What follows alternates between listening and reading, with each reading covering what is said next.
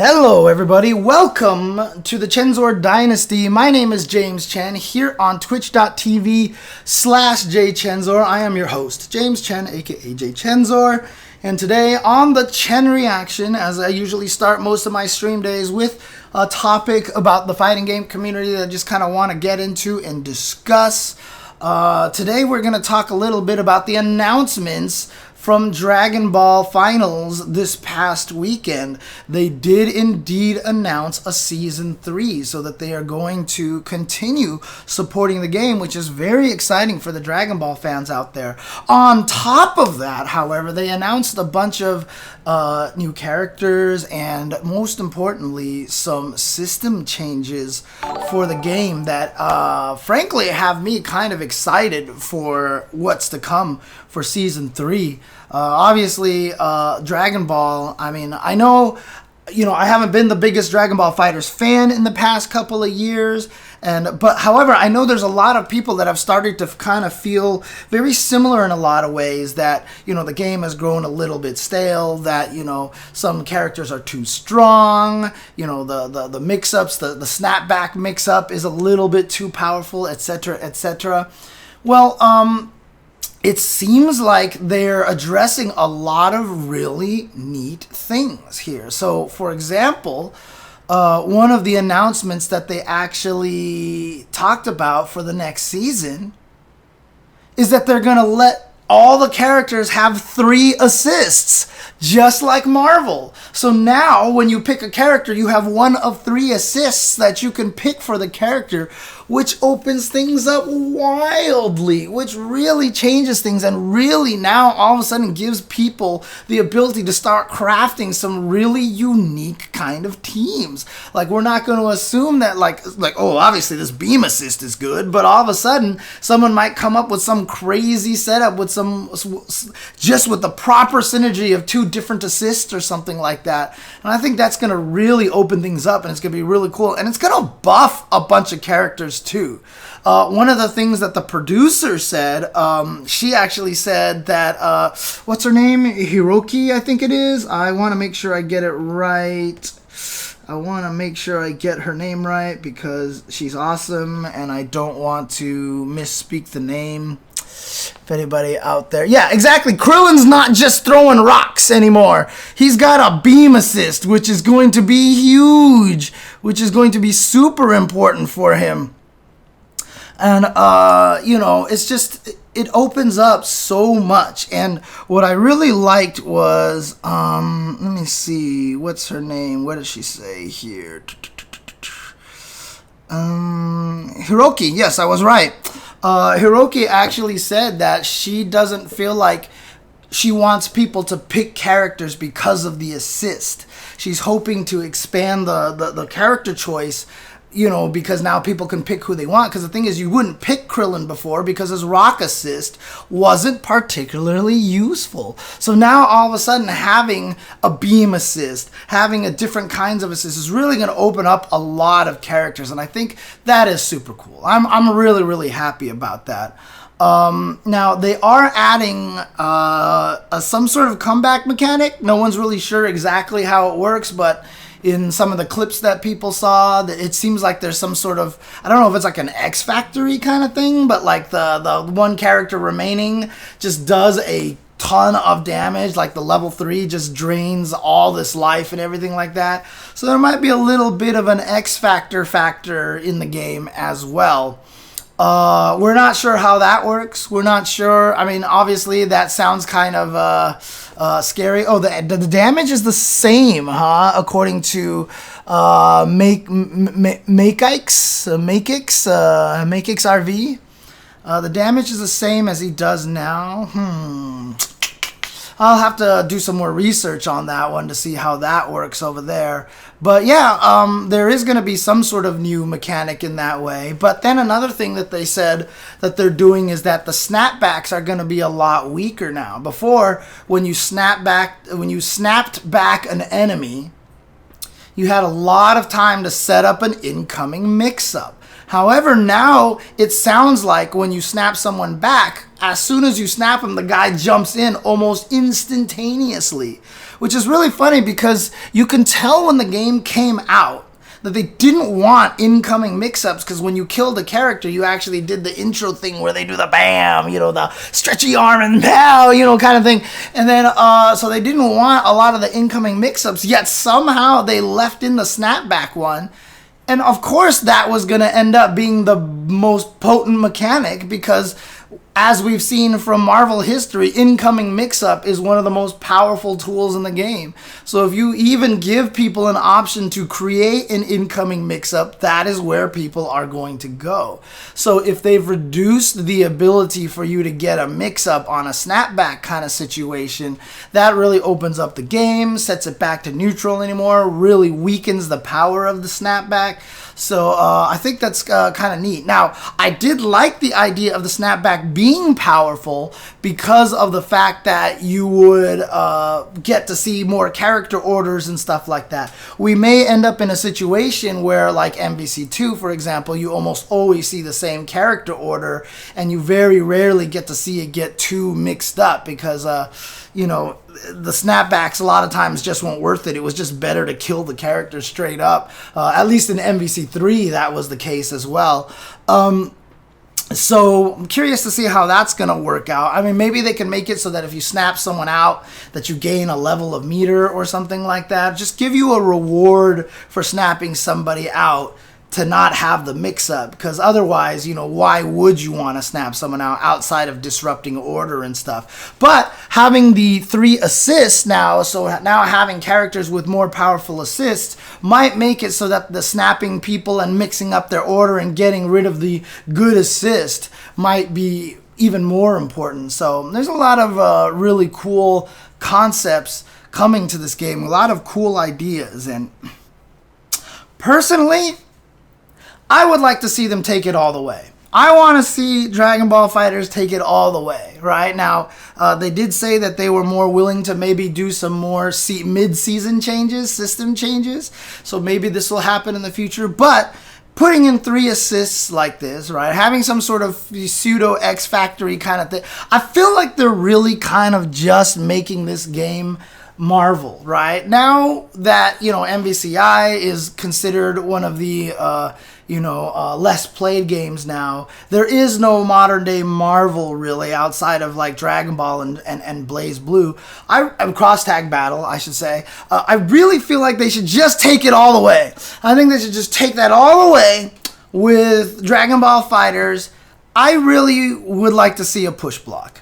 I really, really honestly would like to see a push block in the game. Make it cost a meter, like in Blaze Blue Cross Tag Battle. Maybe even make it cost 2 meters or something. But, you know, we've seen the sequences where someone can get locked down for a very long period of time, and they just have to sit there and block, and they just have to sit there and block. And while it's amazing while we see them blocking like that, that is something that's kind of reserved for Goichi and the strongest players out there that are going to be able to block the whole entire thing. Just adding in a push block. I mean, I know they have the deflect mechanic, but that costs no meter. So if you're good and you want to deflect at the right timing and push them away, you have that option. But if you are just getting rushed down and are scared, I think having a push block option would be actually kind of nice in the game, especially if the assists are going to get a little more potent. If most characters are going to have some sort of beam assist, then the lockdowns are going to be a lot crazier. And if the lockdowns are a lot crazier, especially with explosions and beams on the screen where you can't see your character, etc., etc., I think having a push block in there might be kind of nice. I really do think it would help. Now, having said that, you see in the chat right there, Yo has actually mentioned that push block will destroy the game at a top level. That is probably true because it already is so hard to open up someone like Goichi even without push block, right? Having said that, if you do add push block in the game, you will also have to add in some extra form of offense. You would have to buff offense up to balance that, to make it work. Because a push block would be such a potent defensive mechanic that you would have to add something on the other side, on the offense, to make up for it. Maybe make 6M overheads comboable without assists, right? Just make it so that you can just do them and everybody can combo off of them raw. You know, something like that, right? If you're going to do something like a push block, then I think that would actually be pretty reasonable to have it so that everyone could just 6M into combo just by themselves. 6M link into 1-1, you know, AA, etc., like that. I think that would be really, really cool. Now, you know, some people are talking about the situation where a push block would cause a normal to whiff and stuff like that. Yeah, I mean, you would have to do a lot of balance changes to it, but the reason why I think I just want, because I just want that, like Dragon Ball now is in an open field because there is no Marvel game right there that's a major Marvel game that's being played right now. There's a whole like space out there that I think they can take. I think they can take it because right now even Marvel players a lot of the times aren't playing much Dragon Ball, right? But if you just add that in there and you've already got the 3 assists in there now, I just feel like, you know, there's maybe let people cancel stuff on whiff. You know, I can't remember now. I don't think you can. Can you cancel it on whiff in this game? Like in Marvel games, can you do normal into cancel? I forget now. If you're whiffing, I don't think you can, right? I don't think you can, right? I mean, advancing guard is push block, right? Yeah, you can only whiff cancel into vanish, right? That's what it was. So if you just let people whiff cancel normals into specials, then push block isn't so bad, right? Because if you see yourself get pushed away and you whiff a normal, you cancel that right away into a key blast or into a special move or something like that. You really kind of open up the craziness of the game. Now, again, I am not a Dragon Ball FighterZ player, right? So all the stuff that I'm suggesting right now could obviously be super blasphemous to Dragon Ball FighterZ players out there, and they're like, we don't want Marvel. Like, we like our game the way it is. So, obviously, the suggestions I'm making are coming from a very biased standpoint of trying to create a brand new kind of Marvel. Chip damage would be cool, etc., etc. Sovereign King, yes! Yes, that would just turn the game straight up into Marvel. And that's kind of where I'm going with it. Someone once asked me how I would balance Street Fighter Cross Tekken a long time ago, and I started describing all my situations, and I was like, I'm turning this game into ST. I was just trying to create another Super Turbo. So yes, I kind of am kind of pushing that way.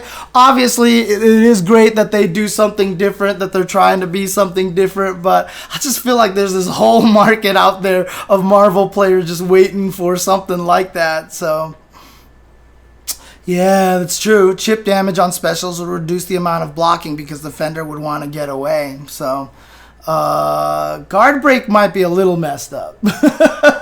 Guard break might be. I mean, the incoming mix-ups are already bad enough as it is. So, okay. So, Sovereign King as a Marvel player would just like to keep it the way it is.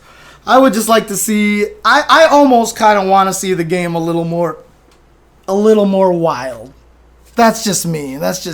So. But, you know, outside of that, some interesting announcements. Obviously, Ultra Instinct Goku is being added. Another Goku. How many Gokus are in this game? Like, not even the troll Goku counts. Like, isn't this person like 1/4 Goku? Like, seriously, there's like already like 700 Gokus in the game. 6 Gokus. There's 6 Gokus in the game. There's GT Goku, Goku, Blue Goku, regular Goku, and now Ultra Instinct Goku, and then jeez, it's crazy. Having said that, though, they are adding Kefla to the game. Now, I don't know much about the cast. I do have friends who are very into the cast, and I know they're super happy to see Kefla being added to the game. I'm frankly just happy to see another female character being added to the roster, another girl adding to the roster, who doesn't actually require the help from a guy. Like, I don't know if this is intentional. It's probably more just like they want to have more characters so they can show off more of the characters in the lore. So, you know, but I mean, Android, the God, I don't even know which androids are which ones right now. Android 18 is the girl, and she had 17, but then 17 became his own character anyway, and Videl gets helped by a guy as well. Android 21 is the only girl in the game who doesn't have help from a guy as part of their basic moveset, and now finally it looks like it seems like Kefla's in that direction as well too. So that's kind of neat. Yeah, I mean 18, that's brother, but I mean 17 doesn't have 18 help him out while he's fighting, right? If I'm not mistaken. So any case, I just think it's nice just to put more variety in the cast anyway. So it's cool. It's cool. But yeah, I mean, a lot of things that are going on with the game. Seems like it's pretty exciting. Seems like it's pretty cool. And the fact that they said that they might be more willing to do big changes to the game during the course of the season sounds like a really, really nice change of philosophy than what they've been doing before. Before, they've been mostly letting the game rock during the year. And unfortunately, I mean, obviously there's two paths, right? You either don't patch it and people get frustrated, or you patch it too often, as NRS did in the past. They don't do that anymore, but in the past, you patch it too much and it becomes hard to keep track of, etc., etc. There is a nice middle ground balance. I really do feel like most games should treat post-Evo as a patch moment, right? Shout out to Sarakurai for the raid. Thank you very much. I do feel like that post-Evo is a perfect time to patch the game, because a lot of games come out with their new season around this time, around January, February. They come out with a brand new season, a bunch of changes and stuff like that. Then you let them rock. Then you play at Evo, and then Evo you'll really see where the most things are abused, because people save things for Nationals, right?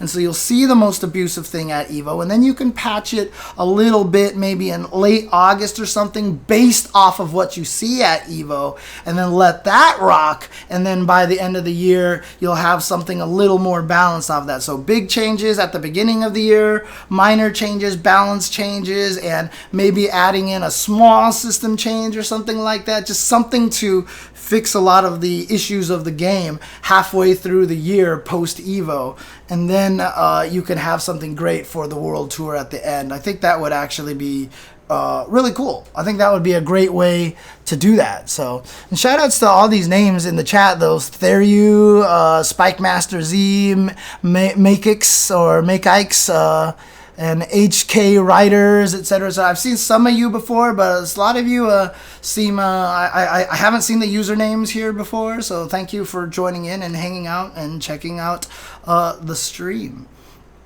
But yeah, so that's the thing, HK Riders. At first I was like, I wasn't sure that Dragon Ball was going to make it back to Evo, and when I heard it was going to make it back to Evo, I wasn't actually particularly excited. And again, this is bias from me, because Dragon Ball FighterZ is not the game that I particularly was enamored to play-wise, right? I didn't really enjoy playing it as much. But seeing that they're going to add all these changes to Season 3 now and really kind of try to shake things up, now I'm excited. Now I'm really eager to see Dragon Ball FighterZ at Evo, because I can't wait to see how the shakeup is going to affect the game. It actually really has breathed a lot of new life into the game, and it's something that I think fighting games need to do more of. You know, really consider between the seasons to try to shake things up. Street Fighter V did that with the second V triggers in Season 3, and now the second V skills in Street Fighter V.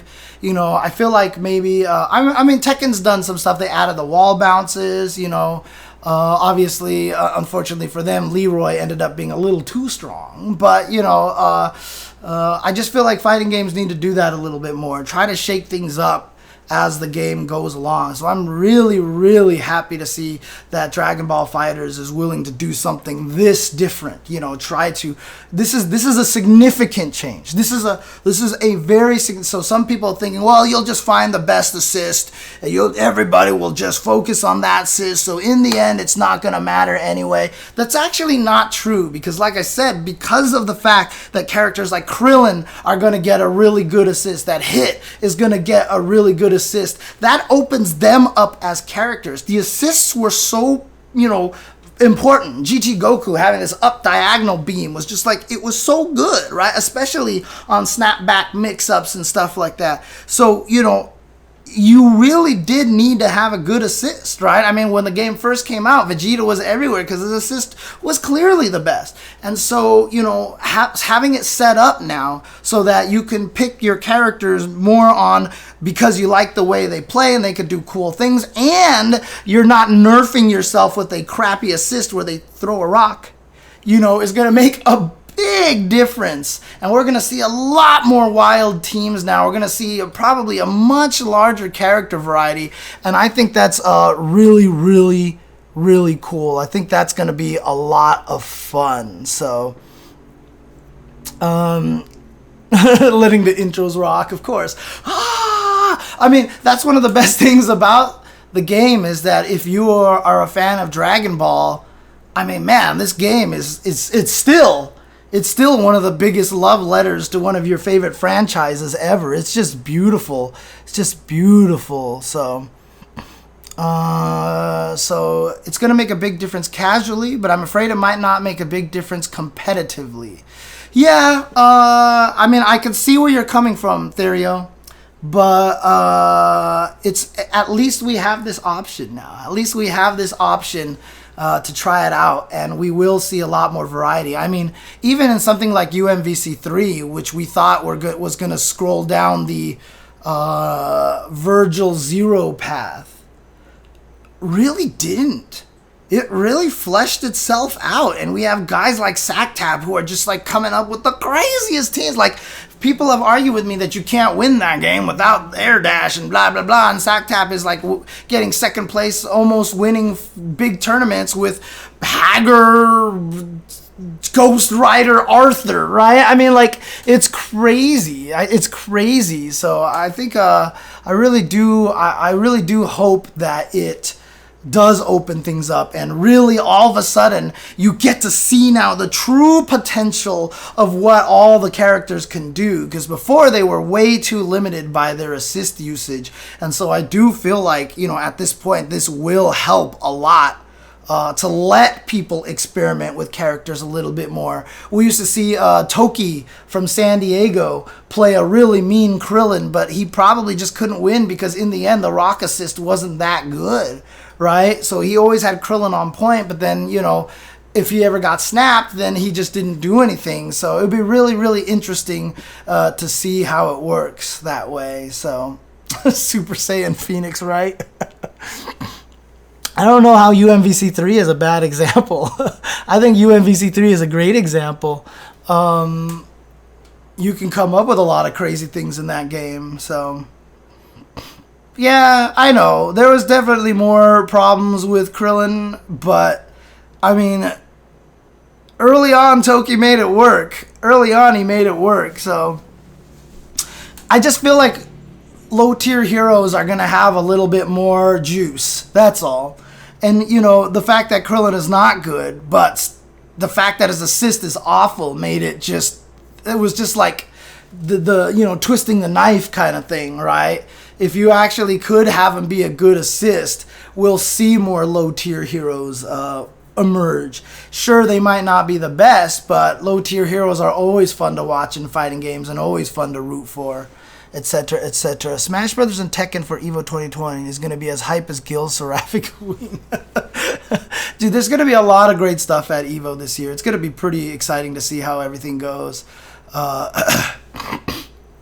So Blue Goku, according to HK Writers, is a perfect example of a character who's held back by his assist. Now he'll be great. So, yeah, we're really excited to see how it's going to go.